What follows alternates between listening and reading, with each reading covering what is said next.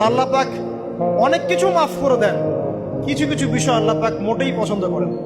তার মধ্যে একটা হচ্ছে অহংকার, তার মধ্যে একটা হচ্ছে শিরক, তার মধ্যে একটা হচ্ছে অন্যের হক নষ্ট করা, তার মধ্যে একটা হচ্ছে আদম সন্তানকে হত্যা করা, তার মধ্যে একটা হচ্ছে বৃদ্ধ বয়সে ব্যভিচার করা, তার মধ্যে একটা হচ্ছে মুরতাদ হয়ে যাওয়া। ওই যে খ্রিস্টান হয়ে যাচ্ছেন না, খালি মরেন তারপর বুঝবেন, খালি মালাকুল মউত আসুক তারপর বুঝবেন।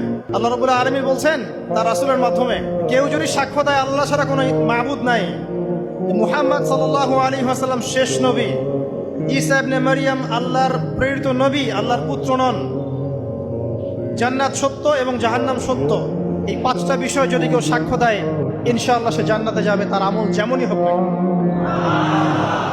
টাকার বিনিময়ে, চাকরির বিনিময়ে, সমাজ সেবার নামে আর চিকিৎসার নামে ইমান বিক্রি করে ফেললেন, সুবহানাল্লাহ সুবহানাল্লাহ। তোমাদের এই পৃথিবীতে বেঁচে থাকার চাইতে মাটির তলে চলে যাওয়া ভালো। আবর্জনার কোনো প্রয়োজন নাই আল্লাহর এই জমিনে। এই মুসলিম উম্মার আবর্জনার কোনো প্রয়োজন নাই। এই মুসলিম উম্মার ইমানদার সাহসী তরুণ প্রজন্মের দরকার। আল্লাহ পাক কবুল করুন, আমিন।